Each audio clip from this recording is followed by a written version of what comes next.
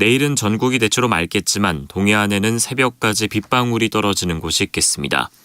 내일 아침 최저기온은 서울 1도 등 전국이 영하 3도에서 영상 7도로 오늘과 비슷하거나 조금 낮겠습니다. 내일 낮 최고 기온은 서울 13도 등 전국이 10도에서 16도로 오늘과 비슷할 것으로 예상됩니다. KBS 1라디오 저녁종합뉴스 아나운서 이각경, 남현종이었습니다.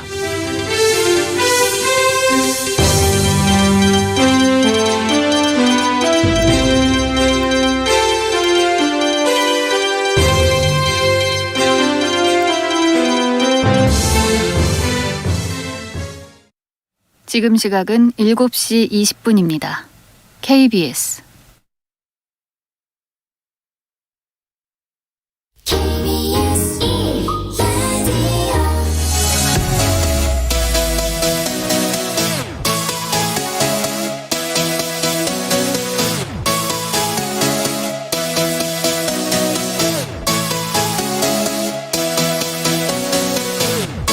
KBS 열린 토론.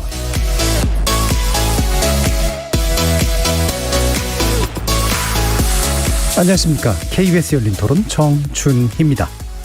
플랫폼 종사자들은 자기의 시간을 투자해서 자신의 가치를 파는 일이니까 근로자가 맞다고 생각합니다. 사업체가 이제 그 업무 과정에서 발생하는 여러 가지 문제는 정말 개인 문제가 아닌 이상은 사업체가 그래도 어느 정도 보장해줘야 되지 않나 생각하고 있습니다. 실제 그 라이더들 보면, 배달하시는 분들 보면 순전히 실적제인 것 같거든요. 그런 측면에서 보면 그냥 사업자인 것 같고, 보험 처리를 한다든지 뭐 근로계획을 한다든지 그럴 리는 없을 것 같고, 거기에 대한 뭐 어떤 법률 같은 게 있는지 모르겠는데 없다면 그걸 만들 필요가 있을 것 같네요. 힘들게 일하시는 분이니까 사업자라기보다는 노동자로 보고 있습니다. 사회적 약자인데 보호를 못 받으니까 해고나 고용 안정이나 세금이나 여러 가지 혜택이 없을 수 있다라는 생각은 드네요.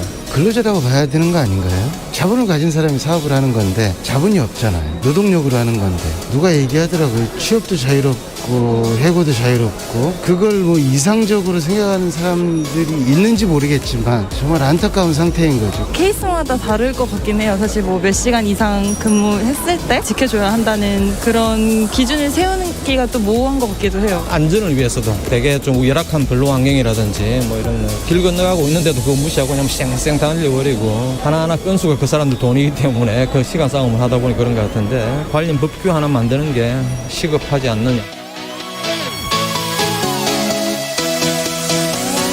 거리에서 만나본 시민들의 목소리 어떻게 들으셨습니까? 오늘 이야기 나눌 주제는 노동기본권 사각지대에 놓인 플랫폼 종사자 보호입법 시급하다입니다. 온라인 플랫폼이 연결해준 곳에서 배달 등의 용역을 제공하고 그 대가로 보수를 받는 플랫폼 종사자의 수를 조사해봤더니 지난해 기준 220만 명, 전체 취업자의 8.5%에 해당합니다.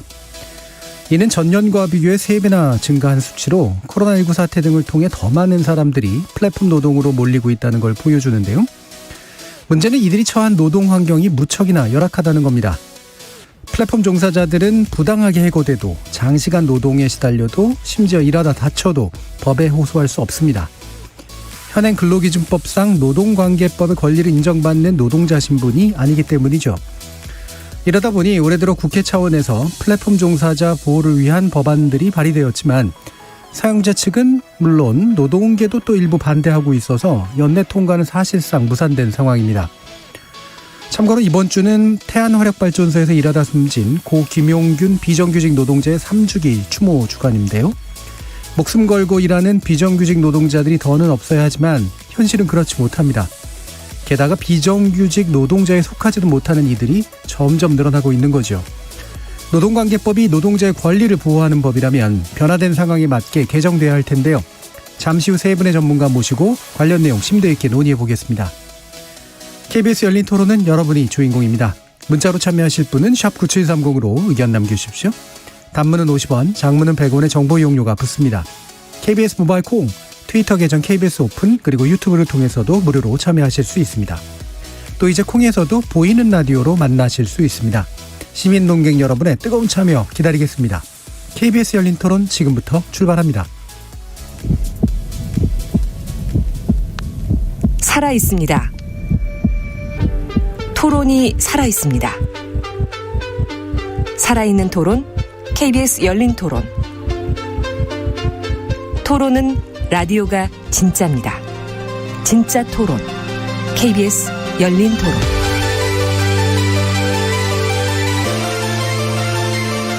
오늘 함께해 주실 세 분의 전문가 소개하겠습니다. 먼저 김종진 한국노동사회연구소 선임연구위원 나오셨습니다. 예, 안녕하세요. 자, 그리고 박정훈 라이더 유니온 위원장 자리하셨습니다. 네, 안녕하십니까. 신희철 국민입법센터 법률팀 변호사 함께하셨습니다. 예, 안녕하십니까. 자, 이 부분 몇 차례 좀 다룬 적은 있습니다만 다시 좀 환기시켜야 될 것들이 좀 있어서요. 플랫폼 노동 또는 플랫폼 종사자라고 부르는 그 영역은 무엇으로 정의될 수 있는지 일단 김종진 연구위원께 좀 부탁을 드리겠습니다. 예, 플랫폼 노동자라고 하면 뭐 일상적으로 스마트폰 혹은 어플리케이션이라고 하는 앱과 같은 것을 통해서 업무나 서비스의 제공 혹은 이를 완수하고 소득 보수를 얻는 자라고 얘기를 합니다. 이제 되게 어려운데요. 쉽게 말하면 배달이나 물류 운송하는 분들이 이전에는 사무실에서 혹은 전화로 직접 업무를 했는데 지금은 스마트폰 어플리케이션 같은 것을 통해서 일을 한다고 그럽니다. 일반적으로 저희가 플랫폼 하면 기차나 정거장에서 이제 매개해 주는 곳을 이야기를 하잖아요. 그러니까 내가 지금 배달을 하는데 스마트폰 어플리케이션이 매개를 통해서 나는 일을 하고 보수를 얻는 자를 플랫폼 노동이라고 합니다. 예. 그러니까 과거에는 예를 들면 콜택시 같은 걸 부른다 그러면 그 서버 센터가 있었는데 지금은 이제 이른바 애플리케이션 같은 걸 이용해 가지고 원하는 사람과 제공해 주는 사람을 연결해 주는 게 상시적으로 이제 일어나는 그런 상태죠. 그걸 종사하시는 분들이 그래서 플랫폼 노동자 내지 플랫폼 종사자라고 볼 수 있을 텐데 이게 이제 뭐 정의도 중요하지만 정의에 따라 또 규모도 달라지는 거라 대략적으로 어느 정도로 파악되고 있는 거죠? 올해 고용노동부와 한국고용정보원 국책연구기관에서 조사한 결과 220만 명 정도 됩니다. 네. 이 숫자가 매년 증가하고 있거든요. 전년도에 조사했을 때는 179만 명이었습니다. 그리고 5년 전에 조사했을 때는 약 53만 명 남짓이었거든요. 그러면 최근 5년 사이에 4배 정도는 이제 증가를 한 거죠. 그리고 약 8.5%라는 이 취업자 규모는 OECD나 혹은 유럽연합과 같은 주요 국가들 수준으로 보면 10명 중에 1명 정도가 이제 플랫폼 노동을 하고 있습니다. 네. 우리도 이제 그 수치에 지금 와 있는 거고요. 경제협력개발기구 통계를 보면 지난 10년 사이 10배 이상 증가를 하고 있고 보편화된다고 이야기를 하고 있는 거고요. 220만 명 그 규모 자체가 문제가 아니라 약 60만 명 정도는 오늘 앞에 나와 계신 라이더 유니온 박정훈 위원장님처럼 배달을 하거나 물류 운송 가사 서비스를 하는 분들이 220만 명 중에 60만 명이 넘습니다. 이건 무슨 말씀이냐면 실제로 근로기준법상 근로자하고 다르지 않는 일을 하는 10년 전에도 배달했던 분들이 오늘도 지금도 배달하는 분들이 일하는 수단만 바뀌었는데 근로기준법상 근로자를 받지 않는 즉 노동권의 사각지대 혹은 배제를 받는 사람들이 많다는 거죠. 그래서 소득도 그렇게 높진 않습니다. 평균적으로는 192만 원 정도 남짓 되는데 야, 그 정도면 뭐 최저임금 이상도 받는 사람도 있고 뭐 언론에 보니까 500~600만 원 받는 사람도 있다고 하는데 여기에 몇 가지 착시 효과가 있습니다. 일주일 6일 정도 일을 하세요. 그리고 하루에 10시간 넘게 일하는 분들도 많고요. 휴가도 없고 연장근무 수당 같은 것도 별로 없는 한 건 한 건 받는 소득이니까 사실은 일하는 업무량이나 시간에 비하면 192만 원이라는 소득도 많지 않고 작년에 비해서 또 이 숫자는 적은 것 같습니다. 그리고 더 큰 문제는 일하면서 합리적으로 이 자본주의 사회에서 우리 사회에서 계약을 체결해야 되는데 계약을 체결했다는 사람은 10명 중에 3명 남짓 일하는 과정에서 이런 다툼이 발생할 수 있는데 부당한 대우를 또 받는 분들도 꽤 있고 결국은 10명 중에 1명이 플랫폼 노동을 하고 있고 이들은 근로기준법과 같은 법제도의 사각지대에 있고 부당한 대우 현실도 있다. 이렇게 요약될 수 있을 것 같습니다. 네. 일단 그 종사자 규모가 증가하는 것도 중요하지만 그 종사자의 상당수가 기존에는 원래 취업되어 있었던 사람들이었는데 결국 밀려난 동일한 노동을 하고 있음에도 밀려난 셈이 되고 대부분이 계약관계에 있지 않고 소득 수준이 상당히 열악한 그런 상태에 있다라고 이제 이야기할 수 있을 것 같은데 뭐 직접적인 당사자시니까요. 라이더 유니온은 우리가 뭐 대략적으로는 좀 알고 있습니다만 어떻게 해서 결성되고 어떤 일들을 하시는지 좀 박정훈 위원장께 말씀드리죠. 네, 라이더 유니온은 배달 노동자들의 노동조합입니다. 예. 이제 노동조합이라는 것이 중요한데 배달 노동자들이 사회적 권리를 획득해서 노동 3권을 행사해서 자신들을 이제 보호하고 권리를 외치기 위해서 만든 조직이고요. 현재 조합원이 한 1000여 명 정도 되는 상황입니다. 조합원이 1000여 명 정도 되시는 거고요. 상근하시거나 이러진 않는 거죠. 네, 그거는 좀, 네, 조직 규모가 좀 더 커지면, 예, 네.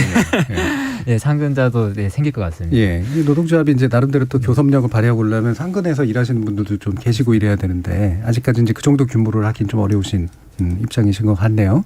뭔가 이게 그래도 조직을 만들고 나니까 좀 그래도 나아졌다 이런 게 좀 있습니까? 뭐, 3가지 정도가 나아졌다고 생각하는데요. 처음에 이제 배달 노조 만든다고 했을 때 많은 사람들이 말도 안 되는 소리 하지 마라 예, 예. 라고 했거든요. 근데 저희가 전국 노조 설립 필증을 받았습니다. 이거는 뭐냐면 근로기준법상 근로자는 아닌데 노조법상 근로자로는 인정해줄게 를 획득한 거거든요. 그럼 우리한테 노동상권과 헌법상 권리를 행사해 라고 해서 시민권을 획득한 것이 큰 변화고 그러면 이제 단결해서 자기 주장을 할 수 있구나 라고 한 것이 근본적 변화를 만들어냈다라고 생각을 하고요.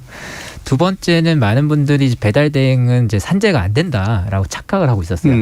심지어는 노무사님이라든지 변호사님도 배달 대행은 산재가 안 돼요라고 안내하고 있던 시절에 저희가 나타나서 산재는 됩니다라고 해서 그런 것들 이제 상식으로 바꾼 것이 어떤 큰 변화라고 보고요. 세 번째로 어쨌든 그 근로자성 문제를 저희가 제기하기 시작했습니다. 예. 그거는 뭐냐면 이전까지는 우리가 위탁 계약을 썼는데 실제로는 배민과 요기와 같이 대형 플랫폼부터 동네 배달 대행사까지 근태 관리를 했어요. 그리고 강제로 배차를 하거나 늦게 오거나 지각하거나 근무지 이탈을 하거나 조퇴를 하면 벌금도 매겼습니다.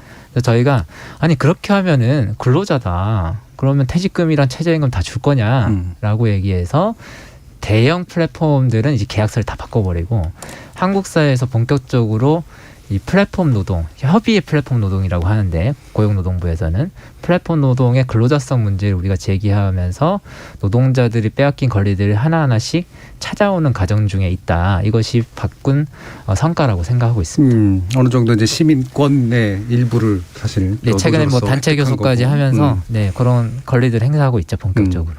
자, 여러분 뭐 궁금한 게 좀 여러 가지가 있습니다만 방금 노동자성에 대한 이야기를 해주셔서 또 이제 다른 분들과 함께 이 이야기를 좀 나눠야 될 것 같은데요.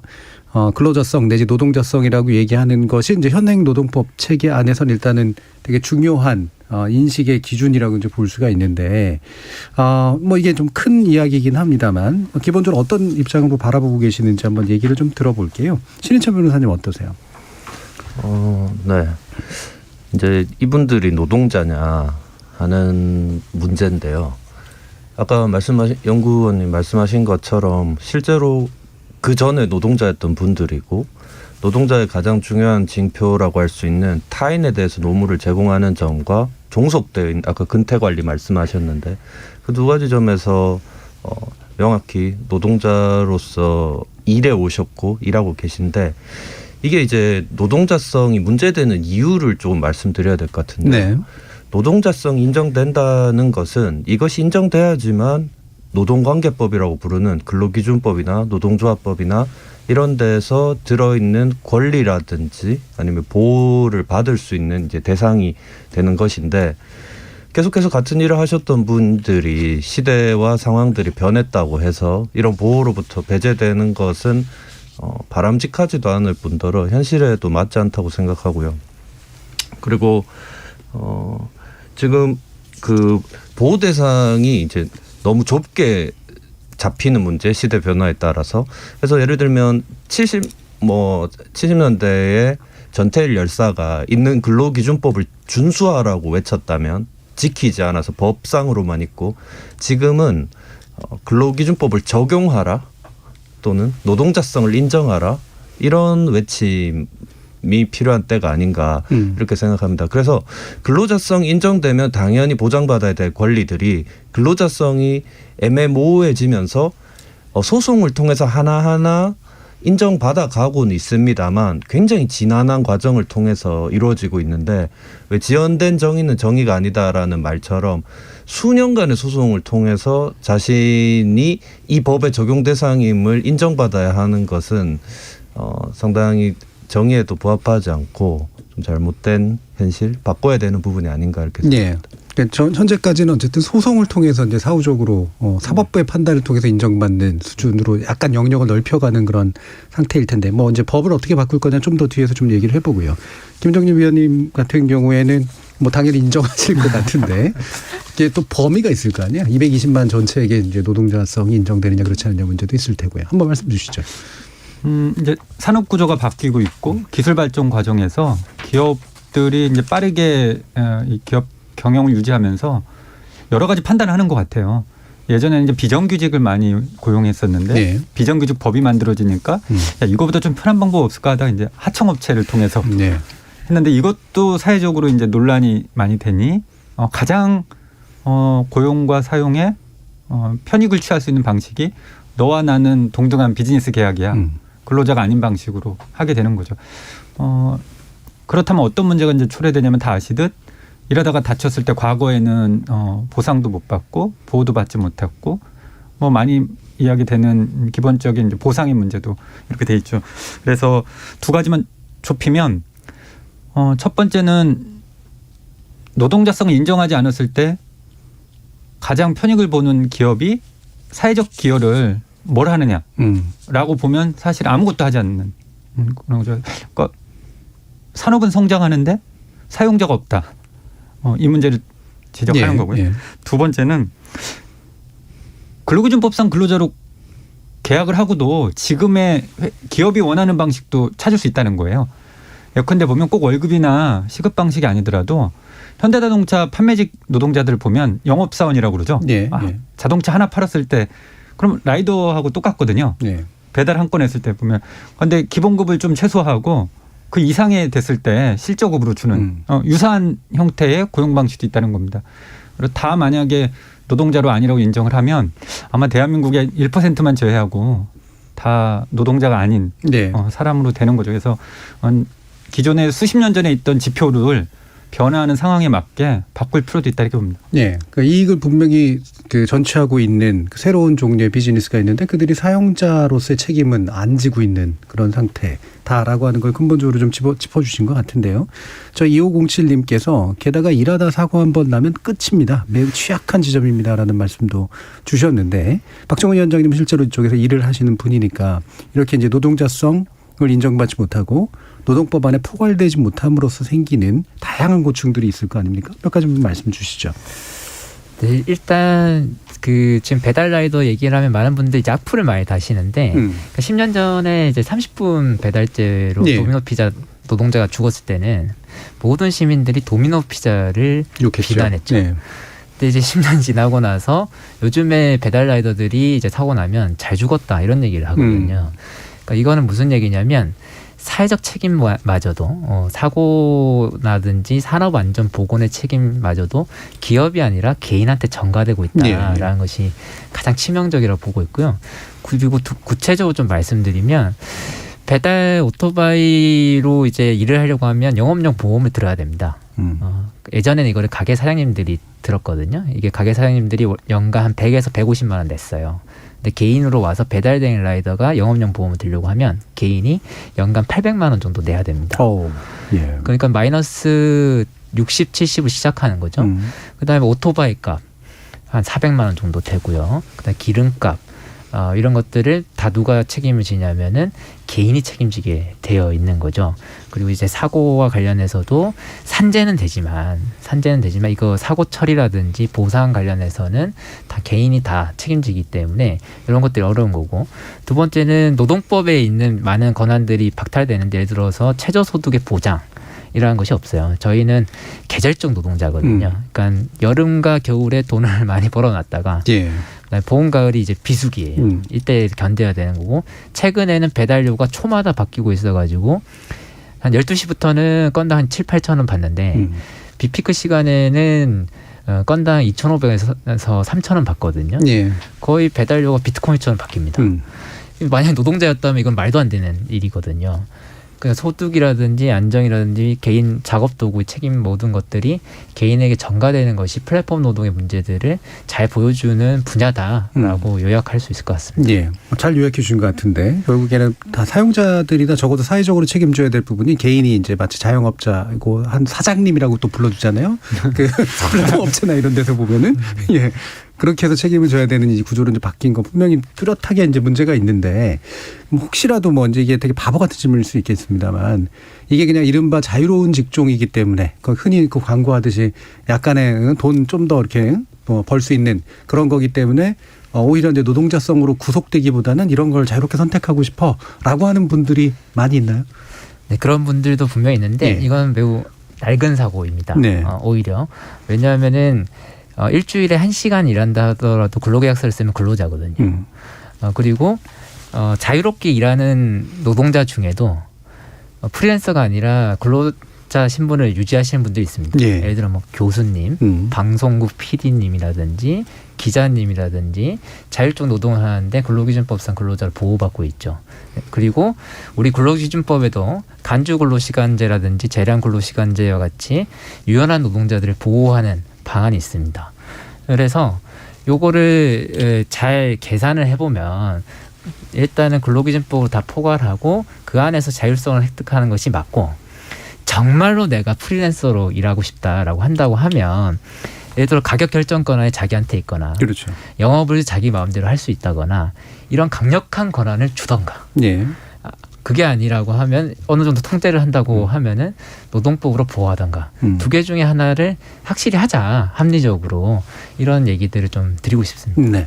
자 그러면 이게 이제 또 지금 배달 라이더 문제 중심으로 얘기했습니다만 비슷한 문제가 이제 반복되고 있는 또 다른 이제 직종 영역들이 있을 텐데 이렇게 사각지대에 놓인 그런 노동자들 하지만 노동자로 이제 포괄되지 못하는 그런 분들 돌봄 노동자들이 또 그런 경우들이 되게 많다고 들었는데요. 신은신 변호사님 관련해서 좀 말씀 좀 부탁드릴게요. 예, 저희 국민입법센터에서 최근 몇 년간 돌봄 노동자분들과 많은 일들을 해왔는데요.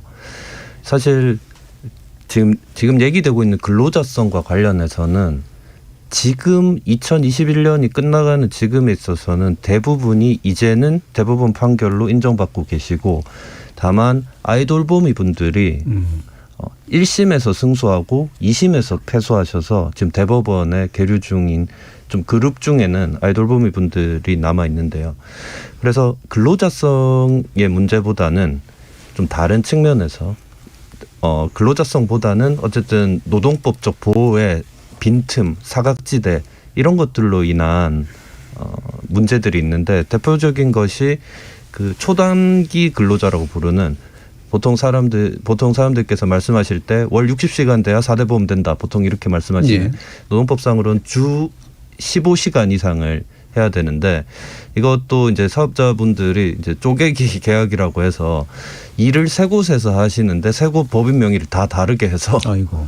그래서 주 15시간이 안 된다든지 그럼 퇴직금도 없고 그리고 뭐 여러 가지 그 혜택들이 없게 되는 거죠. 그래서 이제 저임금에 시달리는 문제라든지 이런 많은 부분들이 실제로 있습니다. 그 외에도 상시 그 4인 이하 사업장의 경우에 배제되는 규정도 워낙 많고요.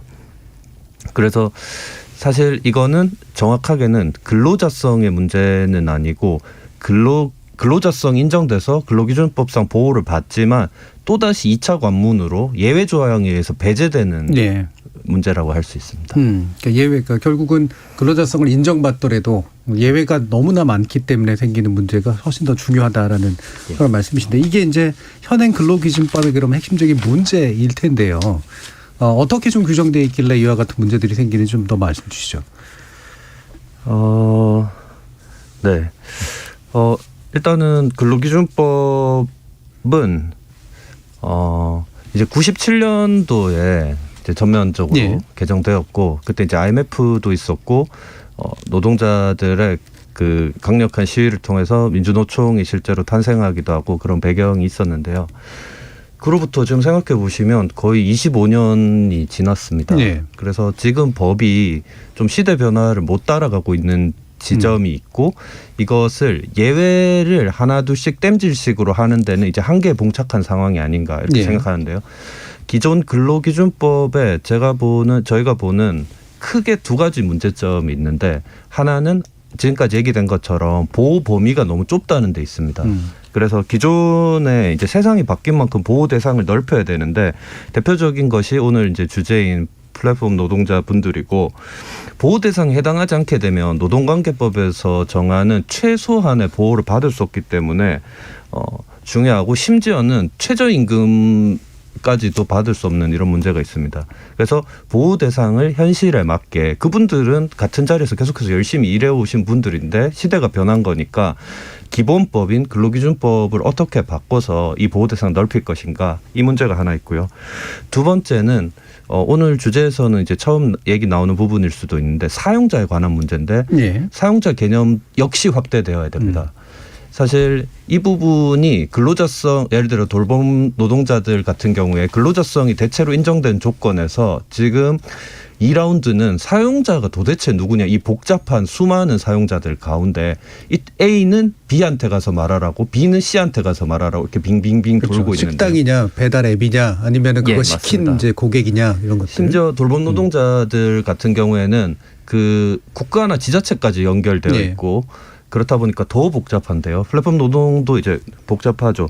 그래서 이게 97년도에는 예상치 못한 뭐 하청, 외주, OEM 제작 뭐 예. 등등 굉장히 많은 방식이 있고, 기억하시는 게 그 베테랑 영화에서 유아인 씨가 그 말한 어이없네라는 예. 대사가 왜 나왔느냐 하면, 그렇죠. 배경이 그 배달 그랬죠. 기사인 정웅인 씨가 이제 하청업체로부터 받지 못한 돈을 예. 원청에게 달라고 했더니 어이가 없다고 말하는 것이죠. 그래서 이 사용자의 문제도 실질적으로 이익을 보는 사람은 다수가 되는 구조로 바뀌었음에도 여전히 97년에 그냥 1차원적인 노동자 사용자 이런 관계로 규정돼 있기 때문에 이 부분 역시 넓혀서 교섭 대상을 확대하는 것이 좀 필요하다고 봅니다. 그러니까 일단 범위가 지나치게 좁게 돼 있다는 거랑 사용자 역시도 범위가 지나치게 좁게 돼 있다라는 거. 그러니까 노동자 범위하고 사용자 범위 자체가 이제 둘 다 문제다라고 이제 말씀을 주신 건데, 우리가 이제 그 근로기준법상의 이제 노동자로 본다면, 그러면 어쨌든 근로감독을 받는 그 종속된 대상이라는 것도 필요할 테고, 아까 말씀하신 최소 일하는 어떤 시간 기준 같은 것도 필요할 테고, 그다음에 사업장의 규모 이제 이런 것들이 이제 다 갖춰져야 사용자가 고용한 노동자, 이제 이 관계가 이제 수립이 되는 건데, 요 범위를 벗어나면 이제 안 되는 그런 문제가 있는 거라는 거죠. 940만 명 정도 돼요. 예. 그러니까 우리 그냥 뭐 5인 미만 4인 이하 노동자만 있겠지 그러지만 한 7개 직업 집단 되거든요. 예를 들어서 4인 이하 사업장에서 일하는 사람 약 345만 명 정도 되고, 15시간 미만 초단시간 노동자, 일용직 한 180만 가까이, 청소년 노동자 19만 명, 특수고용 노동자, 그다음에 파견 용역 55살 이상 고령 노동자, 예. 이렇게 7개 집단을 하면 940만 명 정도 되거든요. 예. 이게 근로기준법을 다 예외받는 조항인 거예요. 그러니까 일하는 사람의 거의 절반 가까이는 그러네요. 예. 법을 만들어 놓고 넌 이거 적용 안 해, 이런 문제가 있는데, 여기에 또 배달 라이더나 가사돌봄과 같이 플랫폼 노동자까지 있는 거죠. 예. 그러니까 우리 사회에 진짜 사각지대면 저 구석에 있어야 되는데 이미 절반 이상이 되는 거죠. 네, 사각지대가 아니에요. 그러니까 일부러 안 보고 있는 지대인 것에 훨씬 더 가깝네요. 저도 예. 같은 의견인데요. 아까도 말씀드렸지만 만약에 전태일 열사께서 지금 상황을 보신다면 그때는 법이 있으면 뭐하냐, 안 지키는데 예. 준수하라라고 한다면 좀 다 빼놓으면은 이 법이 무슨 소용있냐, 다시 예. 집어넣어라, 보호대상으로 보호대상 확대해라, 이렇게 외치시지 않을까. 네, 근로개정법을 준수하라가 아니라 이제 개정하라, 이제 이 얘기일 텐데, 개정안들이 이제 일부 좀 있는데 뭐 구체적인 내용들은 나중에 좀 더 다뤄보겠습니다만, 이제 강은미 의원이 이제 발의한 개정안이 그러면 일하는 모든 사람들을 이제 포괄해서 이제 보호하자라고 하는 그런 이제 내용을 중심으로 이제 구축이 돼 있다고 하는데, 관련 내용 먼저 좀 소개를 해주시고 우리 다른 분들의 의견을 들어보죠. 예, 그 정의당의 이제 강은미 의원님께서 9월에 발의한 법은 사실 근로기준법 개정안입니다. 그런데 이제 알려지기에는 일하는 모든 사람들의 권리를 보호하자, 이렇게 돼 있는 거고요. 핵심은 근로기준법 2조에 근로자의 정의를 방금 말씀드린 것처럼 대단히 좁게 해석한 것을 넓히자는 게 취지이고요. 세 가지 특징이 있습니다. 첫 번째는 과거에 일반적으로, 지금도 마찬가지입니다. 제가 월급을 못 받으면, 임금을 못 받고 그러면 못 받았다는 걸 제가 증명해야 되거든요. 사고가 나도 산재를 노동자가 증명해야 되는 다 증명의 기준이 노동자 당사자였어요. 그런데 강은미 의원님의 이 일하는 사람 보호와 관련된 근로기준법 개정안은 세 가지의 특징이 있는데 첫 번째로는 지휘 감독을 하고 있는 게 누구냐 따진 거고 두 번째 내가 이렇게 감시할 수 있는 우리 직장이 아니라 밖에서도 하느냐 안 하느냐를 본 것이고 세 번째로는 독립적인 이 경영을 할 수 있느냐 없느냐. 그래서 요약하면 이 세 가지를 다 모두 사용자가 증명하게 한 거죠. 그러니까 근로자 여부를 따지는 것을 과거에는 내가 다 증명해서 저 근로자 맞으니까 법원에 인정해 주세요. 고용노동부에 요청을 했다면 지금은 사용자가 이 세 가지 조건을 모두 입증하지 못하면 이 사람은 근로기준법상 근로자가 맞는 방식을 한 거니까 좁게 해석한 방식을 더 폭게 넓혔다. 이렇게 보시면 됩니다. 예. 그러니까 이른바 흔히 입증 책임의 전환이라고 이제 얘기하는 영역인 것 같은데 결국은 사용자가 내가 이 사람을 노동자로 쓰고 있지 않아라고 하는 것을 이제 이 방금 말씀의 세 가지 영역에서 입증을 해주도록 바뀐 거다. 예, 그렇게 바뀌었고 실질적인 지배력을 갖고 있거나 사용에 있어서 이 사용자의 지위 가치를 더 본 거니까 아까 신 변호사님 말씀하신 것처럼 근로자의 범위, 사용자의 범위를 모두 다 넓혔다고 보시면 됩니다. 이 부분 어떻게 평가하세요? 일단 신 변호사님부터. 제가 조금 더 부연 설명드리자면 그 미국에서 미국 그 캘리포니아 주 대법원이 2018년에 판례 법리로 받아들인 ABC 테스트라는 것이 있습니다. 이것이 기본적으로 애매하면 노동자인데 A 플러스 B 플러스 C가 C인 것을 사용자가 다 증명했을 때만 제외하겠다는 기존에 주장된 이론을 2018년에 주 대법원이 처음으로 받아들여서 크게 화제가 됐고 그 우버 같은 경우에 들어갔고요. 이게 2019년에는 아예 법제화가 됐습니다. AB5 법안이라고 해서. 근데 2020년에 기업들이 2,300억 원의 로비를 쏟아부어서 작년 이맘때 조금 1년 전쯤에 다시 폐지됐습니다. 트럼프 정부 때? 예, 주민 투표를 거쳐서. 그래서 이거는 입증 책임을 전환함으로써 근로자를 지금은 이것이 다 갖춰져야 되고 특히 핵심적인 사용 종속성 부분에 대한 판단이 복잡한데 타인의 노무를 제공하는 자를 기본 근로자로 놓고서 근데 이런 경우까지 근로자로 볼 필요가 있겠냐 하는 것들. 그래서 그 뭐 독립적으로 뭔가 결정을 한다든 지휘 감독을 받지 않거나 아니면 영역 자체가 바뀌거나 아니면 일부 노무를 제공하더라도 비슷한 일을 독립적으로 하는 것이 이렇게 투잡 형식이거나 이런 것들을 이제 사용자가 입증하게 하는 거고요. 이거는 사실 제가 이제 변호사 입장에서 봤을 때는 지금 노동자성 문제에서 제일 중요한 것은 소송을 최소화하는 거라고 생각합니다. 그리고 사실은 이런 입증과 관련해서 사용자에게 훨씬 더 자료가 많거든요. 저희가 소송을 해보면 사실조회나 이런 것들을 통해서 소장 내면서 처음부터 기업에 자료 요청부터 해야 됩니다. 그쪽이 쥐고 있는 자료가 훨씬 많기 때문에. 그래서 입증 책임의 전환이 좀 필요한 부분인 것 같고 또 하나는 저는 이게 좀 강은미 의원안이 의미가 있다고 생각하는 것은 시대 변화가 빠르고 계속해서 새로운 업종들이 탄생하는데 이때마다 플랫폼 종사자 법안처럼 별개로 계속 규정해 나갈 것이냐. 이것이 논의되고 사회 이슈가 되는 시간과 지금 통과된 것도 아니지 않습니까?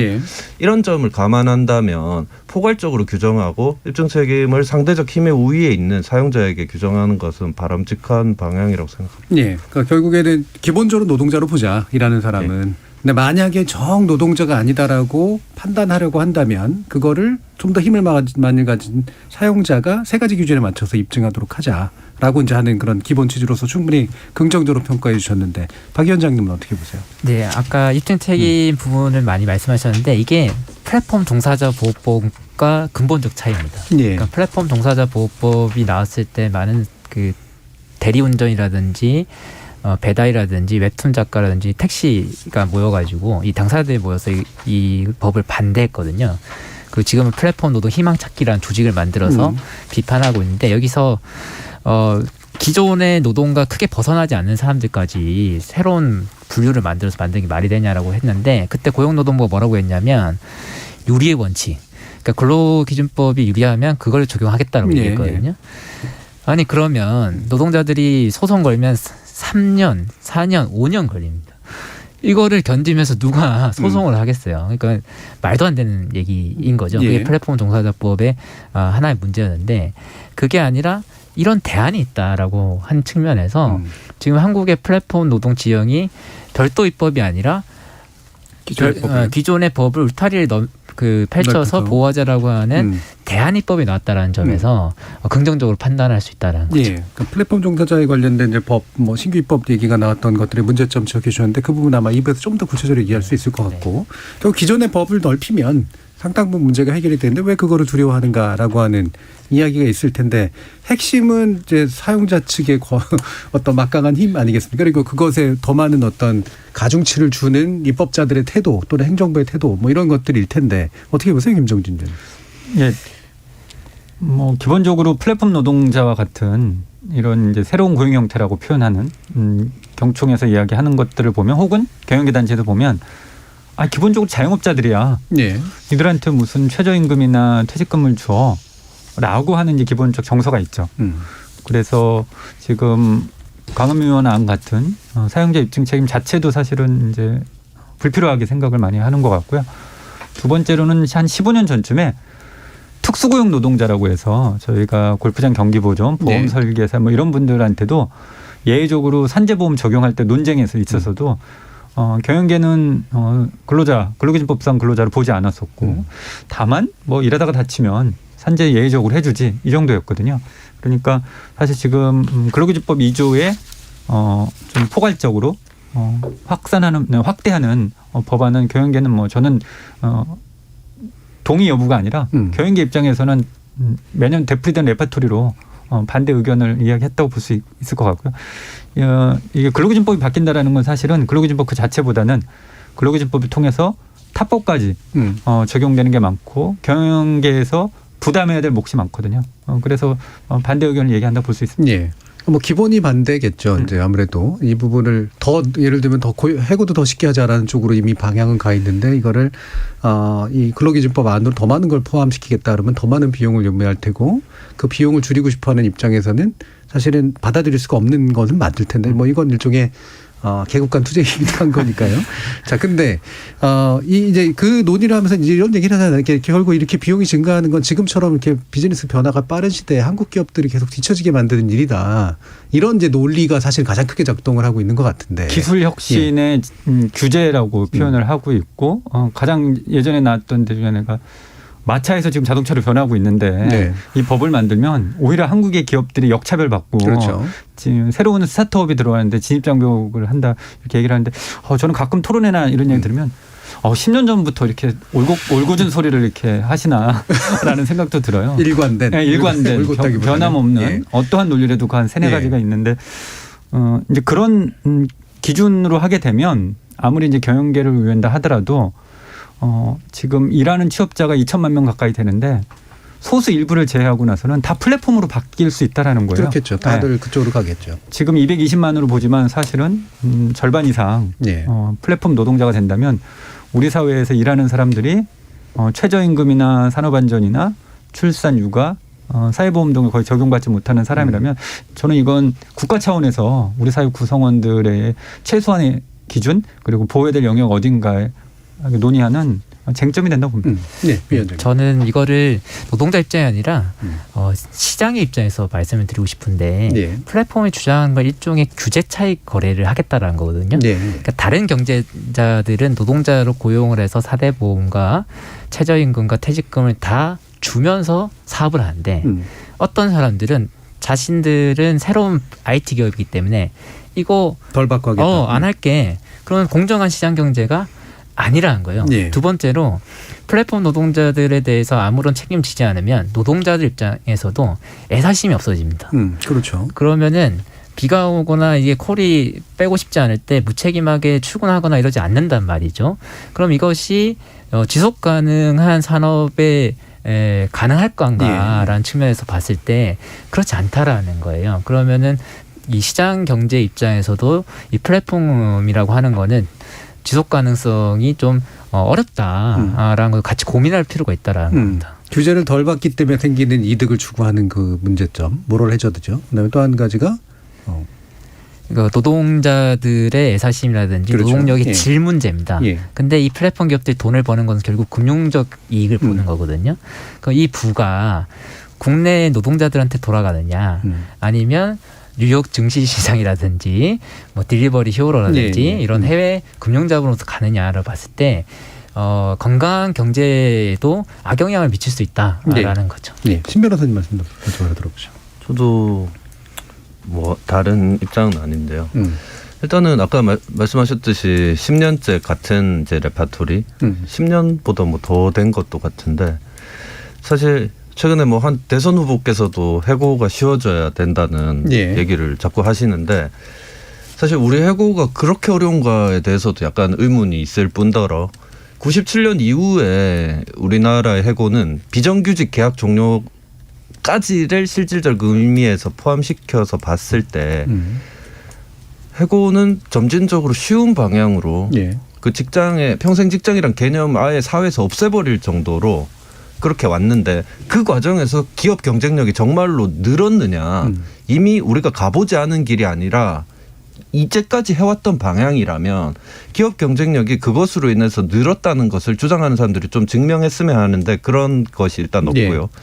두 번째로는 그러면 우리나라만 뒤처지는가에 대해서 아까 예를 들었던 미국의 예들 ABC 테스트 이런 거라든지 아니면 뭐 뒤쪽에 얘기할 기회가 있을 것 같은데 공동사용자 책임의 법리 같은 것들도 미국에서는 우리랑 개념은 조금 다르죠. 노동자에 대한 보호라기보다는 미국은 사적 자치를 중시하고 당사자 간 공정거래, 공정한 계약의 측면으로 접근하기는 하지만 어쨌거나 이런 것들이 아까 위원장님 말씀하신 것처럼 전체 사회 부에 도움이 되고 이런 측면들을 얘기하는 것이고 마지막으로 하나 더 사실 반대되는 연구 결과도 얼마든지 많은 것 같아요. 예를 들면 영국에서도 이미 20세기 초반에 낮은 그 임금을 높게 유지하면 노조를 활성화해서 높게 유지를 할 경우에 기업들이 임금을 낮추는 경쟁을 하지 못하기 때문에 기술 혁신에 오히려 나서게 된다라는 연구들도 있지 않습니까? 그래서 이것은 사실은 엄밀한 얘기라기보다는 좀 정치적 수사에 가까운 것이 아닌가 좀 그렇게 생각됩니다. 알겠습니다. 세 분 의견 다 들어봤고요. 지금 또 청취자들이 여러 가지 의견 보내주셔서요. 정의진 문자 캐스터 불러서 한번 들어보도록 하겠습니다. 네, 지금까지 청취자 여러분이 보내주신 문자들 소개합니다. 종욱님, 플랫폼 종사자들 일을 하는데 당연히 노동자 아닌가요? 나아가 개인 사업자는 노동자가 아닌가요? 노동법이 시대를 못 따라가네요. 4222님, 배달 노동자 너무 힘든 것 같습니다. 긴 시간 동안 너무 많은 일을 하다 보니 식사할 시간도 없는 것 같아 안타깝습니다. 7606님, 플랫폼 종사자가 자신의 위치를 어떻게 인식하느냐의 문제입니다. 자신을 사업자로 생각하면 정부에서 간섭하지 않기를 바랄 수도 있습니다. 스스로를 사업자로 인식하면서도 노동자의 권리까지 가지려 하는 건 부당한 요구라고 봅니다. 9803님, 프리랜서 번역작가로서 오늘 토론 주제 너무 와닿네요. 이번 기회에 근로기준법 개정돼서 저 같은 사람들도 노동자로서의 권리를 인정받고 싶습니다. 5570님, 배달 플랫폼의 사업성이 라이더의 노동 없이는 성사하지 않는 거 아닌가요? 그런 점에서 사업자가 정규직까지는 아니더라도 유사시 책임을 함께 지는 것이 의무화돼야 할 것 같습니다 해주셨고요. 0816님, 김용균 노동자 3주기가 되었다는 이야기에 마음 한켠이 저려오는 것 같았습니다. 기사를 보니 여전히 재판 중이라 하던데요. 우리 사회는 왜 아직도 노동자의 목소리를 이렇게 외면하고 있는지 오늘 방송 끝까지 잘 듣겠습니다 라고 보내주셨네요. 네, KBS 열린 토론 이 시간은 영상으로도 생중계하고 있습니다. 유튜브에 들어가셔서 KBS 1라디오 또는 KBS 열린 토론을 검색하시면 지금 바로 토론하는 모습 보실 수 있습니다. 방송을 듣고 계신 여러분이 시민 논객입니다. 계속해서 청취자 여러분들의 날카로운 시선과 의견 보내주세요. 지금까지 문자캐스터 정의진이었습니다. 토론이 세상을 바꿀 수는 없습니다. 하지만 토론 없이 바꿀 수 있는 세상은 어디에도 없습니다.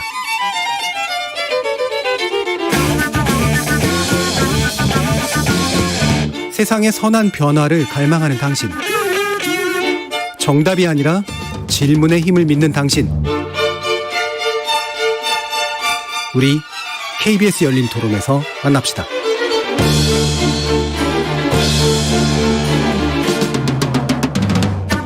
KBS 열린 토론 노동기본권 사각지대에 놓인 플랫폼 종사자 보호입법 시급하다라는 주제로 박정훈 라이더 유니언 위원장, 신희철 국민입법센터 법률팀 변호사, 그리고 김종진 한국노동사회연구소 선임연구위원 이렇게 세 분과 함께하고 있습니다. 자, 플랫폼 종사자법에 관련된 아까 문제점을 박 위원장님께서 이야기를 해주셨는데 이 부분 이제 원래 이 나름대로 좋은 취지로 만들어졌던 건데 아까 이제 지적하셨던 그와 같은 문제 동의하시는지 한번 신희철 변호사님 한번 여쭤볼게요. 저도 같은 생각이고요. 그리고 그 법안에 대해서 제가 조금 말씀드리겠습니다. 말씀 주시죠. 네. 사실은 그 법안이 이제 논란이 된 이유가 뭐 여러 가지가 있을 텐데요. 제가 뭐 정성 들여 준비하신 그 의원실 분들께는 죄송하지만 솔직히 소개드릴 내용이 별로 없는 법안입니다. 왜냐하면 보통 그렇지 않습니까? 보통 법안이란 것이 어떤 집단의 핵심적인 요구사항이 있습니다. 예. 그러면 특히나 이런 식으로 기준법을 제정하지 않고 새로운 법안에 대한 제정안일 경우에는 핵심적인 요구 조항들이 들어가고 구색을 맞추는 이렇게 표현이 되는지 모르겠지만 여러 것들이 있습니다. 대표적인 것이 장관이 몇 년 계획을 세운다. 뭐 실태 조사를 할 수 있다. 뭐 표준 계약서를 한다. 근데 여기는 죄송하지만 제가 보기에는 메인이 없고 그런 것들만 좀 가득 차 있는.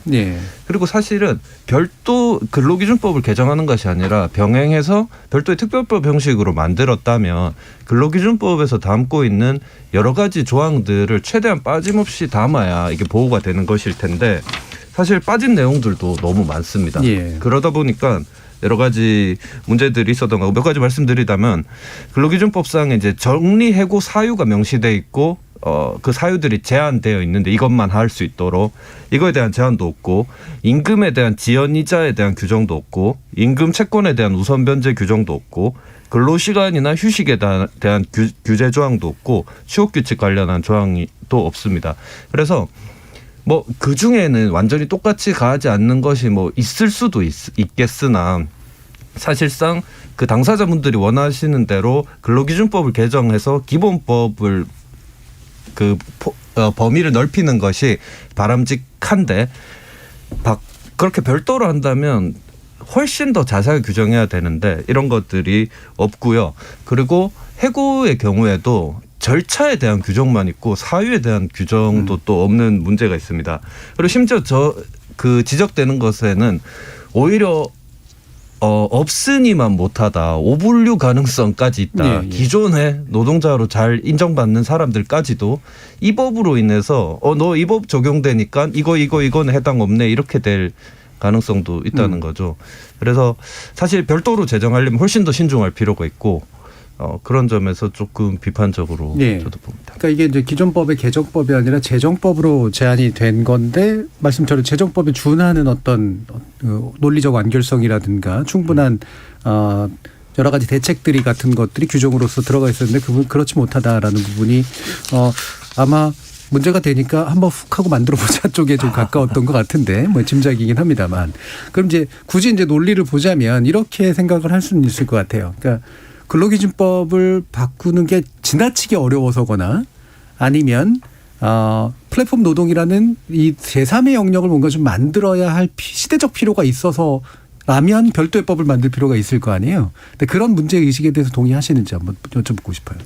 예, 아마 이제 기본적인 문제가 있죠. 근로기준법 2조를 개정을 하려고 그러면 경영계의 이제 눈치가 어느 정도인지 또 그러니까 국회나 혹은 정부의 의지가 어떤지에 따라서 이제 중요한 문제가 있는 거거든요. 그런데 강은미 의원 안처럼 2조를 넣게 되면 모든 게 해결되는 방식이긴 한데 그 시기가 유언한 방식은 있습니다. 분명히 모두 다 필요성은 이야기를 하지만 이게 쉽게 실현되지 않는다라는 이제 문제는 또 있는 것 같고요. 그래서 별도의 플랫폼 종사자 보호와 같은 법률을 만들어서 보호하려는 취지에서 이제 발의가 된 게 있는 거고요. 그리고 두 번째로는 만약에 이 문제를 이원화해서 본다면 저는 이제 근로기준법 개정을 통해서 예외 조항을 다 삭제하고 최대한 보호의 범위를 넓히는 이제 이 작업. 그다음에 별도의 법을 한다 그러면 이 근로기준법 2조에서 포괄할 수 없거나 더 구체성이 필요하다는 방식으로 하는 필요성이 있죠.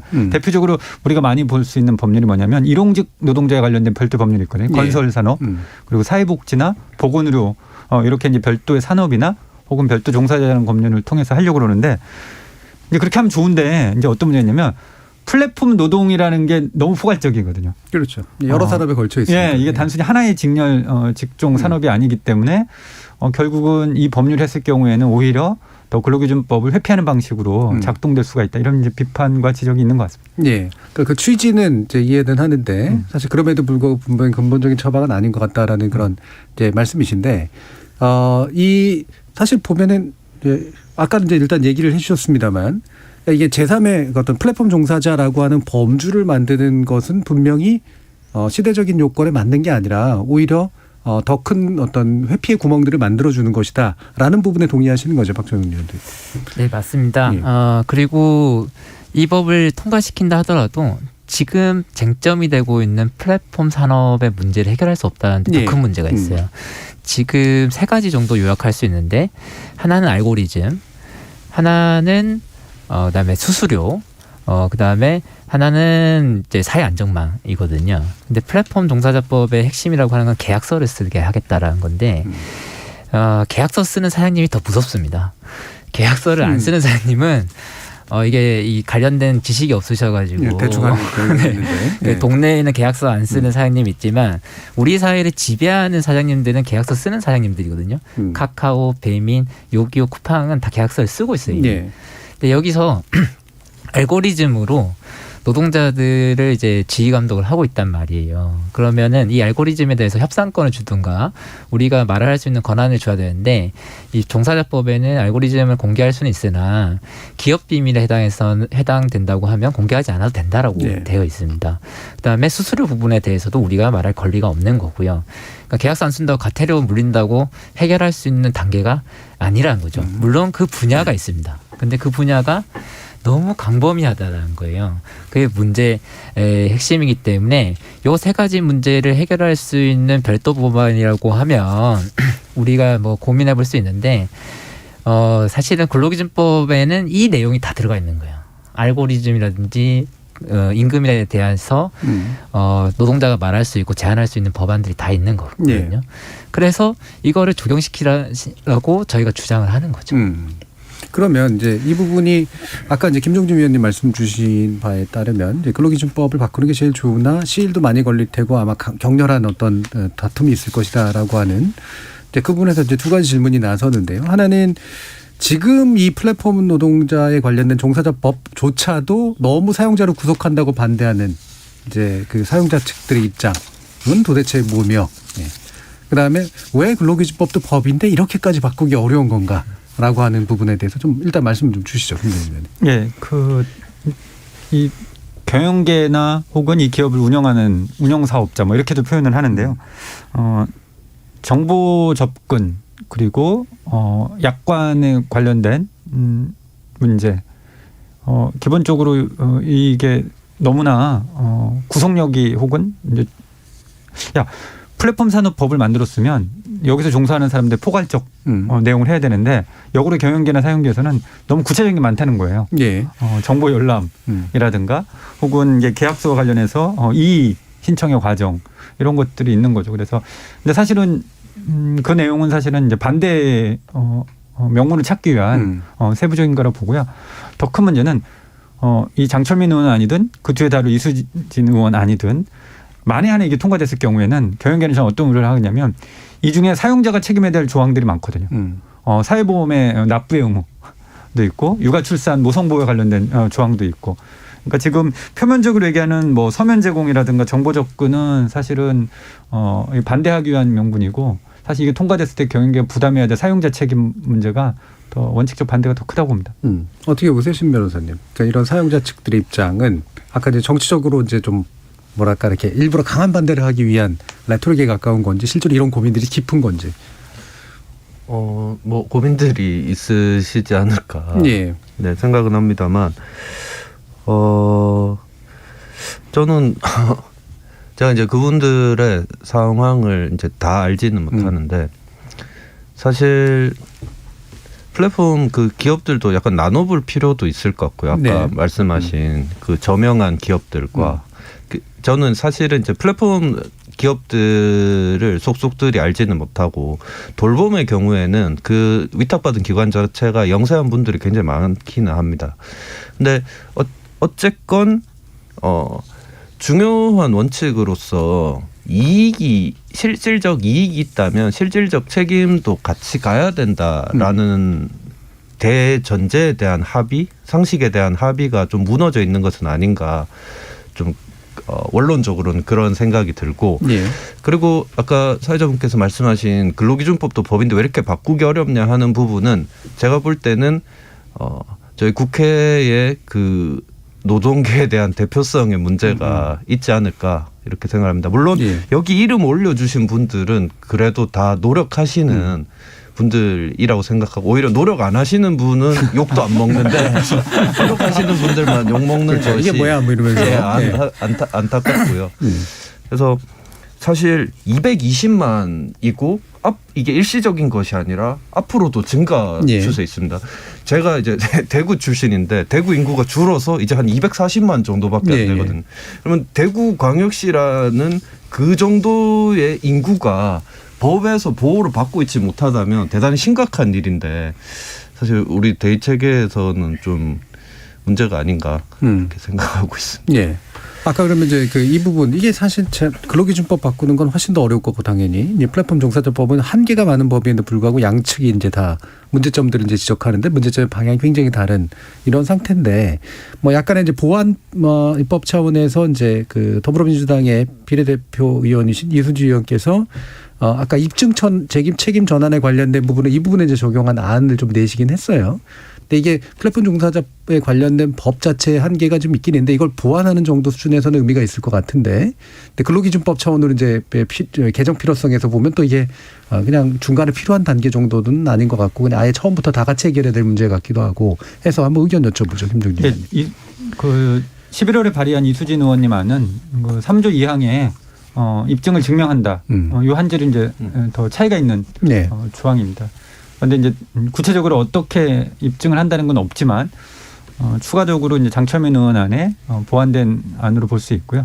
이게 이제 병합해서 갈 거냐 뭐 이런 논의도 있겠지만 최근에 제가 이제 다른 그 지면에서 근로기준법은 예외를 제거하고 확대 강화한다. 다만 이제 그럼에도 불구하고 또 여기 사각지대가 있어요. 우리가 사각지대라는 건 파리바게트에 혼자 일하시는 사장님, 대기업에 종속됐는데 영업 시간이 아무 조용하지 못하는 이분은 이제 자영업자 신분이지만 혼자 일하는 이분들도 사회보험이나 이런 것들을 적용받아야 되거든요. 그리고 단체 교섭의 권리.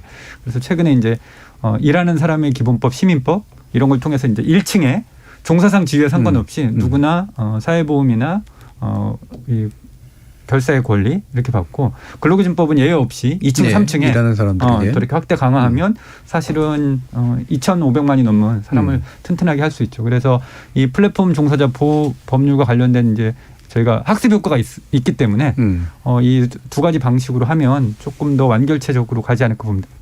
어떻게 보세요, 박정훈 위원장님? 네, 이게 그 강은미 의원안과 좀 차이점이 있다고 하면은 추정 조항은 없습니다. 그러니까 일단 강은미 의원안은 이제 일단 노동자로 본다. 인 건데 여기는 노동자가 제기하면 사용자 입증 책임이 있다라는 거고 근데 이 법안이 발의된 시점이 재미있어요. 그러니까 플랫폼 종사자법에 대해서 당사자들이 이제 반대를 하니까 그 타이밍에 수정 입법이 나온 거거든요.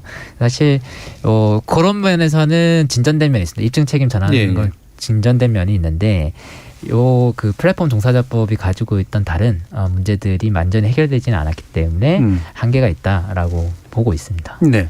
자 그러면 지금 이제 아까 이제 해외 사례 같은 것도 이미 좀 얘기를 해주셔서요. 좀 더 근본적인 이제 문제에 있어서 이제 사용자 범위를 넓히자라고 하는 부분에 대한 이야기를 아까 신 변호사님께서 좀 말씀을 해주셔서 이제 공동 사용자 책임 개념을 얘기를 해주셨잖아요.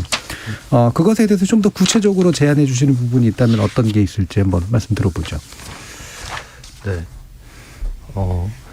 이제 아까 근로자 개념 확대와 함께 이제 사용자 개념을 확대하는 데 있어서 이제 오바마 정부 때부터 채택된 공동 사용자 책임이라는 것은 실질적으로 이득을 보는 사람들이 다 사용자 책임을 진다는 것인데, 사용자 책임의 핵심은 단체 교섭 의무를 갖게 된다는 데 있습니다. 그래서 아까 베테랑 예를 다시 들면 그 유아인 회사 원청도 사용자로서 역할을 해야 되는 것이고, 하청 우리가 공동 사용자 책임은 저희가 흔히 쓰는 표현으로는 연대 책임, 뭐 보증 같은 거에서 이거랑 좀 비슷한 거죠. 그래서 근데 미국에서는 그 상당히 많은 법률에 이미 적용돼 있습니다. 뭐 연방 노동관계법이나 공정근로기준법이나 뭐 미국 장애인법, 직업안전건강법 뭐 많은 데서 그 이 개념이 인정되고 있고, 그래서 계약상 사용자 외에 실질적 이익을 취하고 실질적 영향력을 갖는 자를 사용자로 봐서 단체 교섭 의무를 지게 하고 최소한 최저임금에 대한 보장 의무를 이제 지우는 것이고요. 그래서 지금 이게 대표적으로 이제 문제되는 게 이제 사내하청 노동자들의 경우에 많이 문제가 되고, 실질적으로는 원청에서 시키는데 옷은 따로 입고 도급 형식을 취하는 이런 부분들이 있는데요. 이게 플랫폼 노동자에게도 다른 방식으로 아까 말씀하신 것처럼 이게 어디가 도대체 사용자냐. 근데 이게 만약에 아까 이수진 의원 안은 제가 말씀드린 메인이 그래도 있는 거친 조항, 거친 문구로 써 있지만 입증 책임 전환이란 건 엄청 큰 부분이거든요. 그렇죠. 근데 이미 지금 사용자들이 방어하는 논리는 사용자는 나는 아니다. 일단 계약서상 사용자가 아니거든요. 그러면 사용자가 네가 맞다는 것을 온갖 문자 메시지로 당신이 우리에게 지시한 것들, 칠판에 써놓은 거, 사진 찍은 거, 뭐 말한 내용, 녹음 이런 걸로 입증을 또 해 들어가야 된단 말이죠. 그 한 소송당 몇 년이 걸립니다. 그래서 이 두 개는 세트로 이루어져야만 이 노동법이 의도하는 보호의 취지를 살릴 수 있다고 생각합니다. 네, 그럼 일종의 연대 책임의 관점에서 사실 우리 원청하청 문제까지도 되게 크고, 중대재해기업처벌법 같은 경우도 결국은 사실 이것하고 맥락이 이제 연결이 돼 있는 거잖아요. 자, 그러면 이제 이 부분 굉장히 중요할 것 같은데, 근데 막상 이렇게 상상을 해보면 어떻게 연대 책임을 지게 만들 수 있을까라는 구체적인 사항 같은 것들이 언뜻 떠오르진 않는데, 뭐 관련해서 좀 말씀 주실 부분이 있을까요, 김 대표님? 대표적으로 이 플랫폼 노동자들이 일하는 분야나 직업군들을 보면 중간에 에이전시나 중개업체가 있는 곳들이 꽤 있습니다. 그렇죠. 배달도 그렇고 웹툰도 마찬가지고요. 근데 지금 현재로 보면 우리 법안은 소극적으로 해석해서 에이전시 중개업체만 하고 가장 상위에 있는 기업은 빠져 있습니다. 그래서 예를 들어서 레진 코믹스나 혹은 배달의 민족 이런 곳과 관련해서도 여러 업체가 있을 때 이제는 사용자 찾기 그만하자. 그래서 공동의 책임 역할을 분배를 하고, 사회보험료를 얘기를 하면 수익을 많이 갖는 것이 조금 더 비율을 하고 적게 이런 방식으로 공동의 책임을 부과하는 방식으로 방향성을 그렇게 잡는 게 맞는 것 같습니다. 좀 설명드리면 1차적인 의무를 모든 사용자가 동등하게 진다는 개념은 아니고요. 그렇겠죠. 계약상 사용자가 당연히 지는데 안 됐을 때는 다른 실질적 사용자가 여기에 대해서 일정한 책임을 지게 하는 것이고, 지금도 도급의 경우에 이런 규정이 지금도 있습니다. 일부 그 도급에 관한 특칙과 관련해서. 그래서 그리고 그 2010년 현대중공업에 대한 판례나 2014년 그 한국수자원 사내하청 노동조합에서도 비슷한 취지로 그 도급과 관련해 가지고 1차적으로 여기서 줘야 되지만 안 된다면 여기서 줘야 되는, 지금도 특수한 조항이 있기 때문에 그래서 이것을 근로기준법 전반으로 좀 확대할 필요가 있지 않나요? 그러니까 예를 들면 보수가 지급되지 않았거나 뭐 피해를 입었거나 뭐 이런 일들이 발생했을 때 1차 사용자가 그걸 지급 의무가 있음에도 안 했다면 2차나 3차가 이제 나중에 연대적으로 비용을 지불하도록 한다든가 나머지 문제는 내부에서 조정하도록 하고 뭐 이런 게 이제 이해가 되겠네요. 그럼 사회보험료 같은 경우도 일정한 비율로 이제 나눠서 납부하도록 한다든가 이런 식의 방식들도 아마 좀 있으실 것 같고. 그럼 어떠세요? 이제 실제로 이런 방식으로 좀 나아가는 게 도움이 될까? 그 다음에 또 사실은 노조가 이제 지금 아직은 작은 규모긴 합니다만 이런 것들을 끌어내는 데 있어서 좀 어느 정도 힘이 될 수 있을까?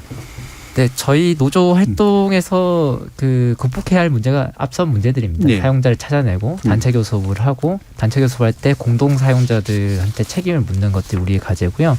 저희는 이제 단기 전략과 장기 전략을 구분해서 추진하고 있는데, 단기 전략은 배달 업종에 걸맞는 노동법상 내용들을 녹아내는 게 있습니다. 저희가 이거를 라이더 보호법이라고 하는데 현재 라이더가 생물법상 생활물류서비스산업발전법상 소화물 배송 사업자로 돼 있습니다. 이 소화물 배송 사업자의 의무가 거의 없어요. 그래서 저희가 여기에 알고리즘 협상권을 넣었고요. 그다음에 안전 배달료라고 해서 최소 배달 단가를 넣었고, 그다음에 사업자 등록제, 그다음에 자차 공제에 노조 참여 보장들을 넣었습니다. 그러니까 당장에 근로자로 인정받지 못한다고 한다면 사용자 책임이라도 지게 해라라고 하는 게 저희 법안의 내용이고, 지난 8월 18일에 심상정 의원이 대표 발의해서 입법해서 저희가 입법 운동을 하고 있는 상황이고, 장기 전략으로 한다면 이제 일하는 사람들을 모두 포괄적으로 보호하는 법안으로 나아가야 되는 거죠. 그래서 이거는 근기법상 이게 바꾸기 너무 어렵기 때문에 단기 전략과 장기 전략을 같이 써야 하는 사항이 있습니다. 알겠습니다. 단기 전략과 장기 전략과 굉장히 치밀하게 준비하고 계시는 것 같네요. 자, 이제 마무리 발언할 시간인데요. 그러면 신희철 변호사님부터 추가로 또 더 당부하고 싶으신 말씀이거나 제안하고 싶은 말씀이 있으면 1분 정도로 들어보도록 하겠습니다. 알겠습니다. 저는 복잡해진 세상에 맞게 법률도 바뀌어야 되는데, 모든 것을 입법, 소송은 물론이거니와 입법으로도 다 담을 수는 없다고 생각합니다. 그렇다면 법이 규정하는 방식이란 것은 궁극적으로 교섭력을 강화시키는 데 가야 되고, 방향으로 가야 되고, 교섭력이 강화돼서 사측과 대등하게 여러 조건들을 논의할 수 있도록 법이 보장하는 것이 핵심이라고 생각하고, 그러면 사용자를 명확하게 하고 근로자로 기본 인정되는 것, 이런 것들이 필요하다고 생각하고요. 그리고 저는 이 주제랑 조금 벗어나서 마무리 발언이니까 말씀드리고 싶은 것은, 지금 코로나19 시대에 사람들의 삶을 제 개인적으로는 한 단어로 표현하면 불안감이라고 좀 얘기하고 싶은데, 노동에도 그런 문제가 똑같이 적용되고, 그렇다면 정치의 할 일은 걱정을 덜어내고 불만을 덜어내고, 입법부도 마찬가지고, 그런 차원에서 해고를 쉽게 하거나 이렇게 불안을 가중시키는 것이 아니라 법적으로 보호받지 못하는 사람들을 보호받을 수 있도록 불안을 덜어내는 것이 정부나 법률이 할 일이다, 이렇게 생각합니다. 알겠습니다. 자, 박 위원장님. 네, 저는 그 플랫폼 기업들이 하는 세련된 광고에 너무 속지 말아야 된다는 생각하는데 특히 이제 미는 게 자유롭게 일할 수 있어, 이렇게 얘기를 하거든요. 마치 이제 선심을 쓰듯. 근데 이 얘기는 기업들이 자유롭게 쓰고 버릴 수 있다라는 얘기예요. 왜냐하면 자기 산업이 누가 배달하든 상관없는 거예요. 그 사람한테 아무것도 책임져 주지 않는데 누가 배달하든 상관없으니까 누구나 배달하러 들어와라. 들어오면 들어올수록 가격을 낮게 배달시킬 수 있어, 이런 거거든요. 이거를 노동자들이 나한테 주는 선심이라 생각하지 말고, 사회가 이거는 자신들의 책임을 방기하기 위한 선전이다라고 생각하면 좋겠고요. 우리 사회가 산업화 초기의 정글로 돌아가지 않을 거라고 한다면 플랫폼 노동이라든지 플랫폼 산업에 대해서 보호장치와 규제가 필요하다라는 말씀을 꼭 드리고 싶습니다. 김정인 의원. 예, 그 다수의 플랫폼 기업들은 사실은 이 기업을 평생 가지려고 하지 않는 것 같습니다. 투자 유치를 받아서 부를 획득한 다음에 매각하거나 또 다른 산업으로 전환하려고 그러니 직원들이나 노동자들한테 무언가 기여하려지 않는 것 같고요. 시청자 청중들에게 영화 하나 소개시켜드리고 마무리하면 미안해요 리키라는 영화가 있습니다. 거기 보면 저는 연구자 시각에서 보니까 영화 처음 시작할 때 2분 30초간의 대화가 노동자가 아님을 증명하는 대화들만 하더라고요. 당신과 나는 파트너 관계입니다. 일을 하려고 그러면 차량을 구매해야 되고요. 벌칙금이 있고 등등 했어. 야, 2분 30초 동안 저 대화에서 우리 220만 플랫폼 노동자들은 얼마나 저런 상황이 있을까 하면서 조금 사회가 변할 필요가 있다고 생각을 해봤습니다. 네, 알겠습니다. 좋은 영화도 소개시켰습니다. 자, KBS 열린 토론 오늘 논의는 이것으로 모두 마무리하겠습니다. 오늘 함께해 주신 신일철 국민입법센터 법률팀 변호사, 김종진 한국노동사연구소 선임연구위원, 그리고 박종훈 라이더 유니언 위원장, 세 분 모두 수고하셨습니다. 감사합니다. 예, 감사합니다.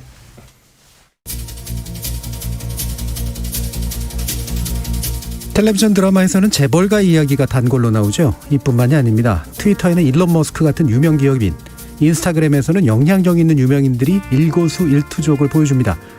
그러다 보니 세상은 이들이 움직이는 것 같고 우리도 그들의 시선에서 세상을 바라보게 되죠. 마치 내가 그런 자유로운 인간이나 부유한 사용자가 된 것처럼, 또는 적어도 언젠간 그런 위치에 설 것처럼. 아니, 실제로도 종종 우리는 누군가의 노동을 사용하고 있으니까. 그런데 그런 꿈과 현실의 끝에 바로 여러분의 행복이 자리하고 있을지 모르겠습니다. 참여해주신 시민 논객 여러분 감사합니다. 지금까지 KBS 열린 토론 정준이었습니다.